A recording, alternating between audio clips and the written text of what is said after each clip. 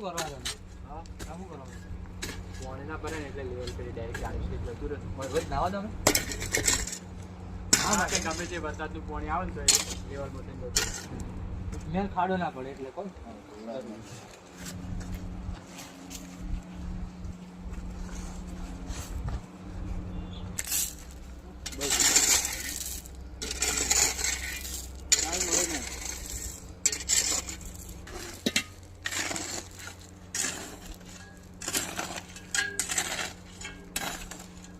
આ બાજુ